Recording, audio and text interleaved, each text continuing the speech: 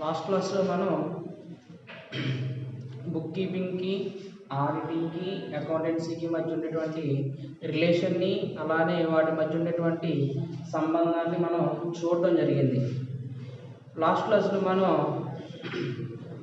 Accountancy ఎక్కడ అంతమవునో auditing అక్కడ ప్రారంభమవును, ఆడిట్ బిగిన్స్ వేర్ అకౌంటెన్సీ అనేటువంటి టాపిక్ని మనం డిస్కస్ చేయడం జరిగింది. అయితే ఇప్పుడు మనం చెప్పుకోబోయేటువంటి క్లాస్ నుంచి distinction between accounting and auditing, distinction between accountancy and auditing, గణక శాస్త్రం మరియు ఆడిటింగ్ల మధ్య తేడాల గురించి మనం డిస్కస్ చేయబోతా ఉన్నాం. అకౌంటెన్సీకి మరియు ఆడిటింగ్ల మధ్య తేడాల గురించి మనం డిస్కస్ చేయబోతా ఉన్నాం. ఇక్కడ మనకి ఇచ్చినటువంటి టాపిక్లో బుక్ కీపింగ్, అలానే అకౌంటెన్సీ, అలానే ఆడిటింగ్, వీటి మధ్య ఉన్నటువంటి రిలేషన్ని అడుగుతూ వాటి మధ్య ఉన్నటువంటి మెయిన్ డిఫరెన్సెస్ని మనం ఇప్పుడు అనలైజ్ చేసుకోబోతా ఉన్నాం. గత క్లాస్లో మనం చెప్పినట్లుగా బుక్ కీపింగ్ అనేది అకౌంటెన్సీలో వన్ ఆఫ్ ది పార్ట్ అని చెప్పాము. అంటే అకౌంటెన్సీలో బుక్ కీపింగ్ అనేది ఒక పార్ట్గా ఉంటుందని, బుక్ కీపింగ్లో నమోదు చేయబడినటువంటి అంశాలని అకౌంటెన్సీలో దాని విలువల ఆధారంగా లేదా అక్కడ బుక్ కీపింగ్లో తయారు చేసినటువంటి సమాచారం ఆధారంగా మనకి అకౌంటెన్సీలో అవసరమైనటువంటి ఖాతాలను తయారు చేయడం, మనకి అకౌంటెన్సీకి లేదా కంపెనీకి అవసరమైనటువంటి నివేదికలు తయారు చేయడానికి అకౌంటెన్సీ ఉపయోగపడుతుందని చెప్పాం. ఇక్కడ మనం ముఖ్యంగా చూసుకున్నట్లయితే గణక శాస్త్రము అంటే అకౌంటెన్సీకి మరియు ఆడిటింగ్కి మధ్య కొన్ని మెయిన్ డిఫరెన్సెస్ ఉన్నాయి. ఈ డిఫరెన్సెస్ని ఇప్పుడు మనం డిస్కస్ చేద్దాం. మొదటిగా వచ్చి నేచర్ అంటే స్వభావము, నేచర్ అంటే స్వభావము. ఇక్కడ మనకి అకౌంటింగ్కి అలానే ఆడిటింగ్కి ఈ రెండింటికి మధ్య డిఫరెన్స్ ఈ రకంగా చూసినట్లయితే ఫస్ట్ వన్ నేచర్, స్వభావము. అంటే అకౌంటెన్సీ యొక్క స్వభావం ఎలా ఉంటుంది, అలానే ఆడిటింగ్ యొక్క స్వభావం ఎలా ఉంటుంది చూడండి. నేచర్లోకి వచ్చేసరికి మొదటిగా స్వభావం ముగింపు లెక్కల తయారీకి అవసరమైన సమాచారమును సమకూర్చును. అకౌంటెన్సీ అనేది ఏం చేస్తుంది అంటే ఫైనల్ అకౌంట్కి సంబంధించినటువంటి సమాచారాన్ని ఇది సమకూర్చుతుంది. అకౌంటెన్సీ యొక్క స్వభావం ఏంటి అంటే ఒక కంపెనీని దాని యొక్క పరిస్థితిని అంచనా వేయడానికి లేదా కంపెనీ యొక్క ఆస్తి అప్పులను, లాభ నష్టాలను లెక్కించడానికి అవసరమైనటువంటి ముగింపు లెక్కలను తయారు చేయడానికి అవసరమైనటువంటి సమాచారాన్ని అకౌంటెన్సీ సమకూర్చుతుంది. మరి ఆడిటింగ్ యొక్క స్వభావము నేచర్ ఎలా ఉంటుంది అంటే నివేదికలను తనిఖీ చేసి పరిశీలిస్తుంది. అంటే అకౌంటెన్సీ ఫైనల్ అకౌంట్కి అవసరమైనటువంటి ఇన్ఫర్మేషన్ని గ్యాదర్ చేస్తే, ఇలా గ్యాదర్ చేసిన తర్వాత ఫైనల్ అకౌంట్ చేసిన తర్వాత వాటిని ఏం చేస్తుంది అని అంటే వెరిఫై చేస్తుంది. Auditing is the check and verify the statements. Auditing is to check and verify this statements. Auditing అనేది ఈ అకౌంటెన్సీ యొక్క స్టేట్మెంట్లని వెరిఫై చేయడము, చెక్ చేయడము చేస్తూ ఉంటుంది. రెండవది స్కోప్, పరిధి. అకౌంటెన్సీ యొక్క పరిధి ఏ విధంగా ఉంటుంది, అలానే ఆడిటింగ్ యొక్క పరిధి ఏ విధంగా ఉంటుంది అనే దాని గురించి మనం చూసినట్లయితే ముగింపు లెక్కల తయారీ వరకు మాత్రమే పరిమితమై ఉంటుంది. అకౌంటెన్సీ యొక్క పరిమితి ఏ విధంగా ఉంటుందంటే ఒక ఫైనాన్షియల్ అకాడమిక్ ఇయర్లో కేవలం ఫైనల్ అకౌంట్స్ తయారు చేయడానికి మాత్రమే, అంతవరకు మాత్రమే దీని యొక్క స్కోప్ అనేది ఉంది.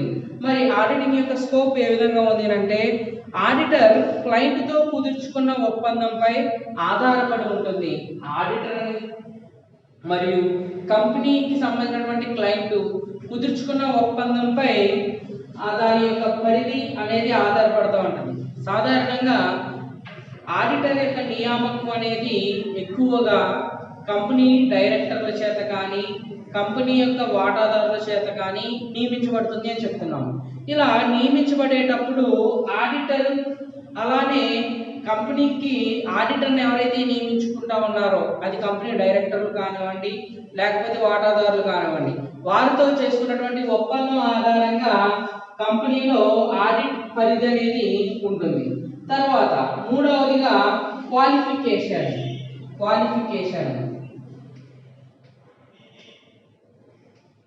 అర్హత క్వాలిఫికేషన్.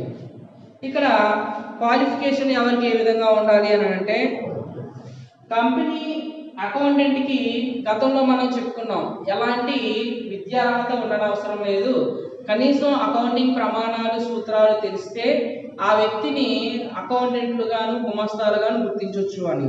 ఇక్కడ లాంఛనపూర్వక అర్హతలు అవసరం లేదు, ఖాతా లెక్కలలో పరిజ్ఞానం ఉంటే చాలు. అంటే ఖాతాలు రాయడానికి అవసరమైనటువంటి గణక శాస్త్ర పరిజ్ఞానం లేదా అకౌంటింగ్ ప్రమాణాలు అకౌంటింగ్ సూత్రాలు తెలుసుంటే చాలు. మరి ఆడిటర్ ఉండేటువంటి విద్యార్హత ఏ విధంగా ఉంటుందంటే కంపెనీల విషయంలో ఆడిటర్ అర్హుడైన చార్టెడ్ అకౌంటెంట్ అయి ఉండాలి. అంటే ఇక్కడ ఈ అర్హత గురించి మనం మాట్లాడితే అకౌంటెంట్కి నో ఎడ్యుకేషన్ క్వాలిఫికేషన్ అని చెప్తున్నాం. మరి ఆడిటర్ విషయానికి వచ్చేసరికి ఖచ్చితంగా సిఏ చదివి ఉండాలి అని చెప్తున్నాం. ఈ ఇద్దరి మధ్య ఉన్నటువంటి క్వాలిఫికేషన్ ఎడ్యుకేషన్ క్వాలిఫికేషన్ అనేది ఈ విధంగా ఉంటుంది. అలానే తర్వాత ప్రారంభం కమిన్స్మెంట్ అనేది ఏ విధంగా ఉంటుందంటే మొదట గణక శాస్త్రము లెక్కలు పూర్తి కావాలి. అంటే దీని యొక్క కమిన్స్మెంట్ ఏ విధంగా ఉంటుందంటే అకౌంటింగ్లో మొత్తం అకౌంటింగ్కి సంబంధించి లెక్కలన్నీ పూర్తయిపోవాలి. మరి ఆడిటింగ్ యొక్క ప్రారంభం అనేది ఏ విధంగా ఉంటుంది అంటే గణక శాస్త్ర లెక్కలు ముగిసిన చోటే ఆడిటింగ్ పని ప్రారంభమవుతుంది. మనం గతంలో క్లాస్ చెప్పుకున్నాం ఎలా అంటే where the bookkeeping is end will be accounting is start. అంటే బుక్ కీపింగ్ ఎక్కడ అంతమవుతుందో అకౌంటెన్సీ అక్కడ స్టార్ట్ అవుతుందని ప్రారంభించబడుతుందని. అలానే audit begins where accountancy end. Accounting ఎక్కడ అంతమవుతుందో ఆడిటింగ్ అక్కడ ప్రారంభమవుతుంది అనే దాని గురించి మనం మాట్లాడుతున్నాం. అదే టాపిక్ ని ఇక్కడ కమిన్స్మెంట్ రూపంలో మనకి ఇది ఒక డిఫరెన్స్ గా చెప్పడం జరుగుతుంది. ఎలా అంటే ఇక్కడ మనకి అకౌంటింగ్ పని పూర్తయిపోవాలి. అకౌంటింగ్ పని పూర్తయిపోయిన తర్వాత ఆడిటింగ్ అనేది ప్రారంభించడం జరుగుతూ ఉంటుంది. తర్వాత రిపోర్టింగ్ నివేదికల తయారీ. ఫిఫ్త్ది రిపోర్టింగ్ నివేదికల తయారీ. గణకుడు అంటే అకౌంటెంట్ తాను నిర్వహించిన ఖాతాలపై ఎలాంటి నివేదికలు తయారు చేయనక్కర్లేదు. అంటే రిపోర్టింగ్ అనేది అకౌంటెంట్ తయారు చేసినటువంటి లెక్కల మీద ఏ విధమైనటువంటి రిపోర్టు అకౌంటెంట్ ఎవరికి ఇవ్వనవసరం లేదు. అసలు అకౌంటెంట్ రిపోర్టు తయారు చేయాల్సినటువంటి పనే లేదు అని దాని అర్థం. ఇక్కడ మరి ఆడిటింగ్ విషయంలోనికి వస్తే ఆడిట్ పూర్తి కాగానే రికార్డు పూర్వక సాక్ష్యాలు ఆధారంగా ఆడిట్ నివేదిక తయారు చేయాలి. అంటే ఈ రిపోర్టు ఒక కంపెనీలో అకౌంటెన్సీ ఎండ్ అయిపోయిన తర్వాత ఆడిటింగ్ ప్రారంభమవుతుందని చెప్తున్నాం. ఆడిటింగ్ ఎండ్ అయిపోయిన తర్వాత అంటే ఆ కంపెనీని మొత్తం ఆడిట్ చేసేసిన తర్వాత అందులో వచ్చినటువంటి తప్పులను కానీ లేదా అందులో ఉన్నటువంటి మిస్టేక్స్ని కానీ ఆడిటర్ సర్టిఫై చేస్తూ ఆడిటర్ వాటిని ఐడెంటిఫై చేస్తూ ఒక ఎవిడెన్స్తో కొన్ని రిపోర్ట్స్ని ఇవ్వాల్సి ఉంటుంది. తర్వాత ఆబ్జెక్ట్స్ అంటే ఆశయాల గురించి మనం మాట్లాడినట్లయితే చూడండి, లాభం లేదా నష్టాన్ని నిర్ధారించుట. అకౌంటింగ్ యొక్క ఆశయం ఏ విధంగా ఉంటుందంటే ఆబ్జెక్ట్ అనేది కంపెనీకి వచ్చింది లాభమా లేదా నష్టమా అనే విషయాన్ని మాత్రమే నిర్ధారించడము అకౌంటింగ్ యొక్క ఆశయమై ఉంటే, ఆడిటింగ్ యొక్క ఆశయం ఏ విధంగా ఉంటుందంటే ఆర్థిక నివేదికల ఖచ్చితాన్ని సమంజసాన్ని ధృవీకరించుట. ఆడిటింగ్ యొక్క ఉద్దేశ్యము లేకపోతే ఆశయము ఏ విధంగా ఉంటుంది అని అంటే, ఇక్కడ అకౌంటెంట్ తయారు చేసినటువంటి లెక్కలు అన్నీ కూడా ఖచ్చితము అని నిర్ధారించడమే ఆడిటింగ్ యొక్క ప్రధాన ఆశయమైంది. అకౌంటింగ్ యొక్క ఆశయం ఏమైంది అని అంటే లాభమా లేదా నష్టము అనేది నిర్ధారించడం అయితే, ఆడిటింగ్ యొక్క ఆశయం అకౌంటెంట్ నిర్ధారించిన విలువలు సరైనవిగా ఖచ్చితంగా ఉన్నాయా లేదా అనేది నిరూపించడమే ఆడిటర్ యొక్క ప్రధాన ఆశయం. తర్వాత స్టేటస్, హోదా. ఇక్కడ అకౌంటెంట్ కి అలానే ఆడిటర్ కి మధ్య ఉన్నటువంటి వ్యత్యాసాల్లో స్టేటస్ అనేది ఏ విధంగా ఉంటుంది అంటే ఎవరి యొక్క హోదా ఏ విధంగా ఉంటుంది అని అంటే, అకౌంటెంట్ అనేవాడు కంపెనీలో సంస్థ యొక్క ఉద్యోగి. అకౌంటెంట్ అనేవాడు కంపెనీ లేదా సంస్థ యొక్క ఉద్యోగి. He was a permanent employee అని చెప్పొచ్చు. మరి ఇక్కడ అదే హోదా విషయంలో ఆడిటర్ గురించి మనం మాట్లాడితే, ఆడిటర్ ఒక స్వతంత్ర వ్యక్తి. హి వాజ్ ఏ ఫ్రీడమ్ పర్సన్ అన్నమాట. ఎందుకు అనంటే ఈ వ్యక్తిని డైరెక్టర్లు లేదా వాటాదారులు సంవత్సరానికి ఒకసారి మాత్రమే నియమిస్తారు. ఇక్కడ అకౌంటెంట్ అనేవాడు మొదట్లో నియామకం జరిగి కంపెనీ కొనసాగినంత కాలము లేదా కంపెనీకి అకౌంటెంట్కి మధ్య ఉన్నటువంటి మ్యూచువల్ అండర్స్టాండింగ్స్ ఆధారంగా కానీ వారి మధ్య కొనసాగేటువంటి సంబంధ బాంధవ్యాల మీద ఆధారపడి కానీ తన వృత్తిని నిర్వహించవచ్చు. ఆడిటర్ అనేవాడు సంవత్సరానికి ఒకసారి మాత్రమే నియమించబడేవాడు.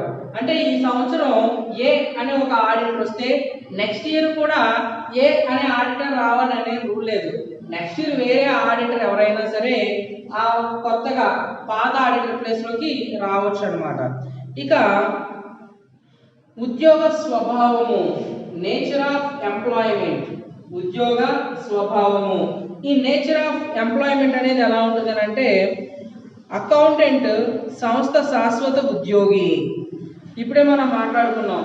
ఇక్కడ హోదాలోను అలాగే నేచర్ ఆఫ్ ఎంప్లాయ్మెంట్ గురించి మనం మాట్లాడితే, ఇక్కడ స్టేటస్ లో సంస్థ యొక్క ఉద్యోగి అని చెప్తున్నాం. ఇక్కడ ఆడిటర్ అనేవాడు ఫ్రీడమ్ పర్సన్ అని చెప్తున్నాం.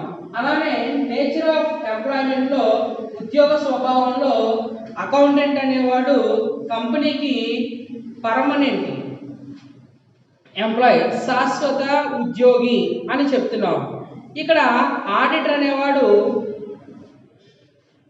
an auditor is not a permanent employee, he may be changed from year to year. అంటే ఇక్కడ అకౌంటెంట్ అనేవాడు మారితే మారచ్చు, లేకపోతే అదే వ్యక్తిని అకౌంటెంట్ గా కొనసాగించవచ్చు కంపెనీలో. కానీ ఆడిటర్ విషయంలో he was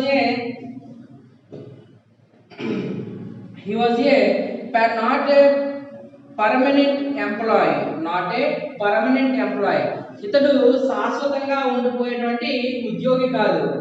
ఇయర్ మారిపోవచ్చు అన్నమాట. తర్వాత లెవెల్ ఆఫ్ నాలెడ్జ్, పరిజ్ఞాన స్థాయి. అకౌంటెంట్ కి అలానే ఆడిటర్ కి మధ్య ఉన్నటువంటి పరిజ్ఞాన స్థాయి అంటే వాళ్ళ దగ్గర ఉన్నటువంటి సమాచారం లేదా వాళ్ళ యొక్క జ్ఞానం, వాళ్ళకు ఉన్నటువంటి విశ్లేషణ గురించి ఇక్కడ ఈ లెవెల్ ఆఫ్ నాలెడ్జ్, పరిజ్ఞాన స్థాయి అనేది మనకు తెలియజేస్తా ఉంది. అకౌంటెంట్ కు ఆడిటింగ్ లో పరిజ్ఞానం అవసరం లేదు అని చెప్తున్నాం. ఎందువలన అంటే గతంలో మనం మాట్లాడాం.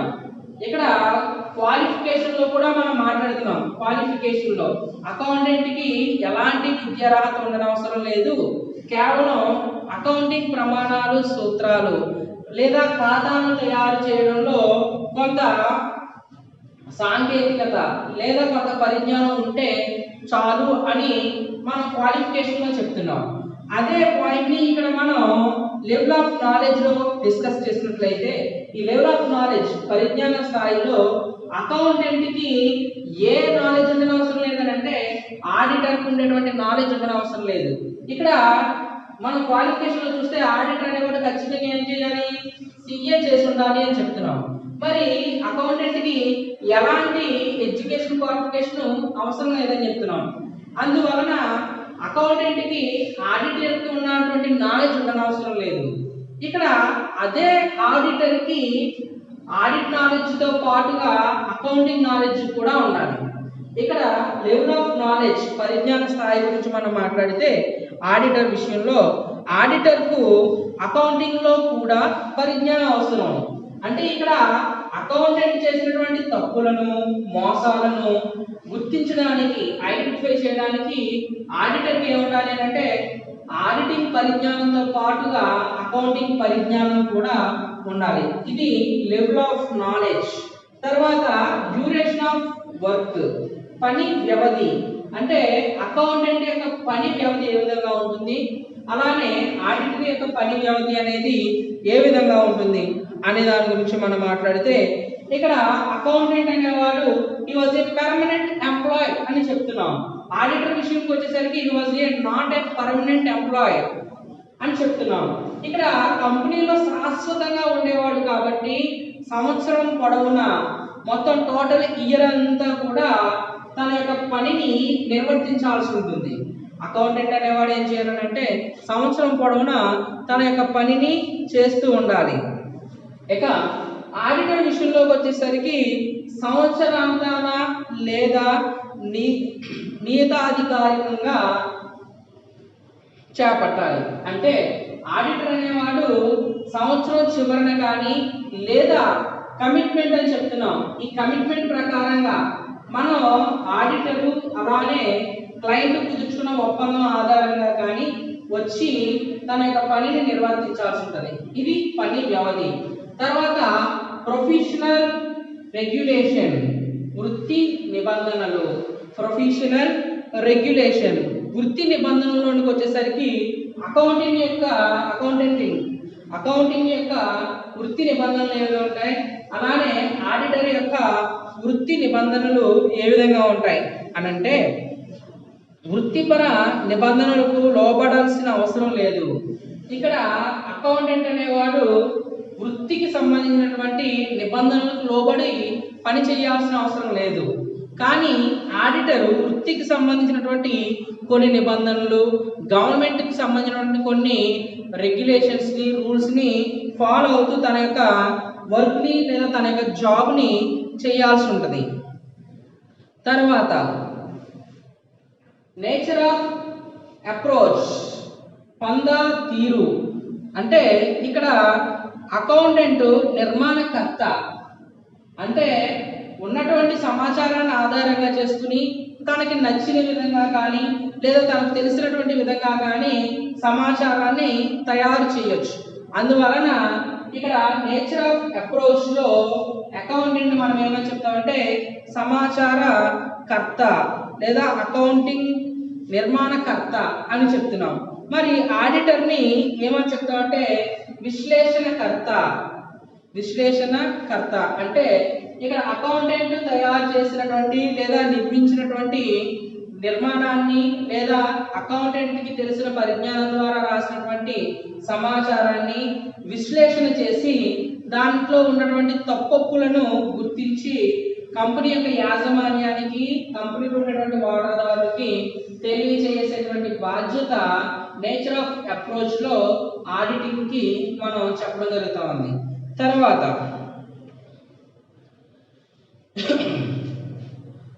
రెమ్యూనరేషన్ ఫర్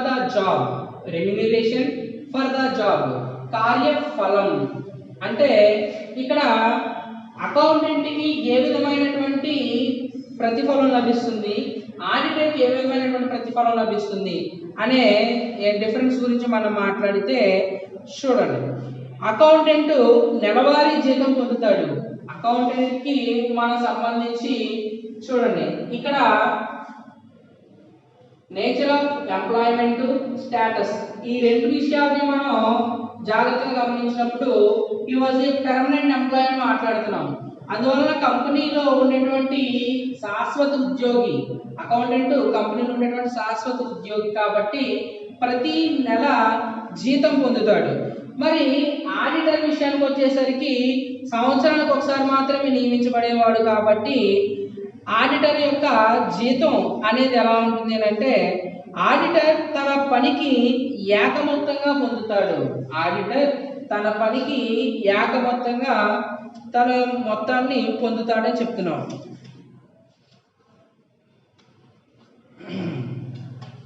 అంటే ఇక్కడ ప్రతి నెల అకౌంటెంట్ జీతం పొందితే ఆడిటర్ అనేవాడు సంవత్సరం చివరన ఆ కంపెనీ యొక్క నివేదికలన్నింటినీ సరిచేసి విశ్లేషణ చేసి తదుపరి తనకు రావాల్సిన మొత్తాన్ని ఒకసారి మాత్రమే పొందే వ్యక్తిని మనం ఏమని చెప్తామంటే ఆడిటర్ అని చెప్తాం. తర్వాత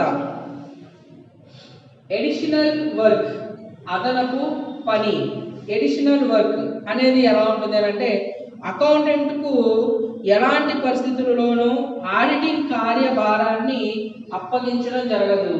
ఇక్కడ మనం క్వాలిఫికేషన్లో మాట్లాడామండి, చూడండి, లెవెల్ ఆఫ్ నాలెడ్జ్లోను అలానే క్వాలిఫికేషన్లోను మాట్లాడాము. అకౌంటెంట్కి ఎలాంటి విద్యార్హత ఉండడం అవసరం లేదు, కేవలం అకౌంటింగ్ ప్రమాణాలు తెలిస్తే చాలని. ఆడిటర్ విషయంలోకి వచ్చేసరికి నాలెడ్జ్లో మాట్లాడతాం, పరిజ్ఞాన స్థాయిలో.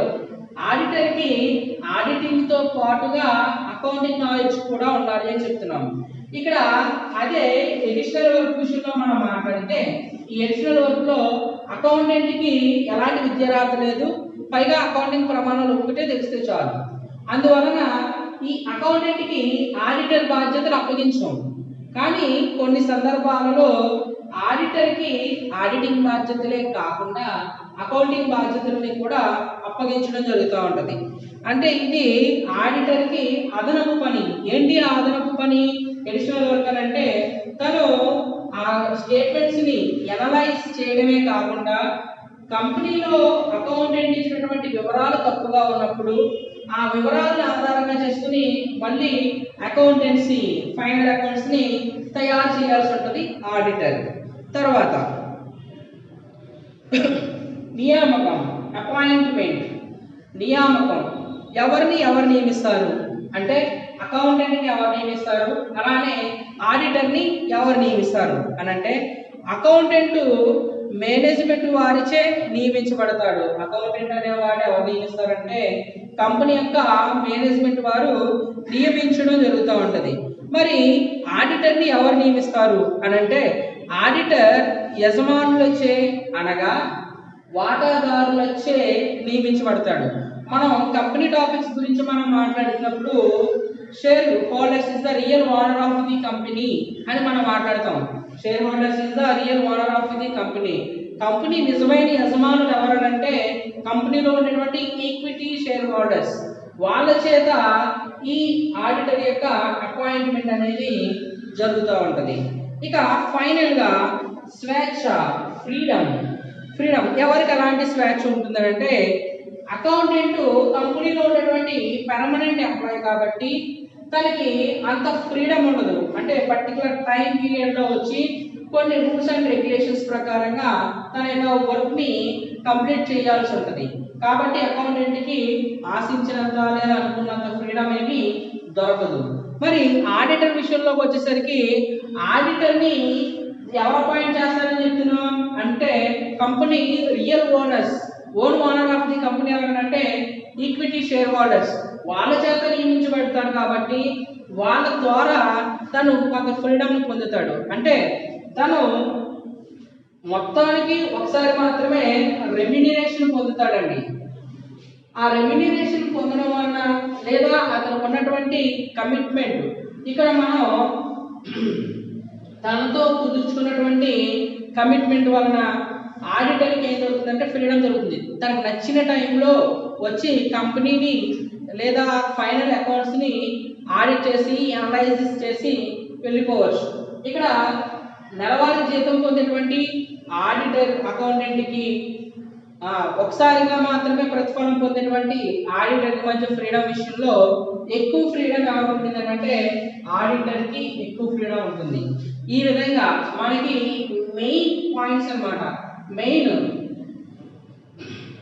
డిఫరెన్సెస్ ఆడిటర్కి అలానే అకౌంటెంట్కి. దీన్నే గణక శాస్త్రానికి మరియు ఆడిటింగ్కి, అంటే అకౌంటెంట్ అని అంటే గణక శాస్త్రజ్ఞుడు అని చెప్తాం, ఆడిటర్ అంటే ఈ ఇద్దరికి మధ్య ఉన్నటువంటి వ్యత్యాసాన్ని మనం ఈ విధంగా డిస్కస్ చేయడం జరిగింది. నెక్స్ట్ క్లాస్లో మరొక న్యూ టాపిక్ని చెప్పుకోవచ్చు.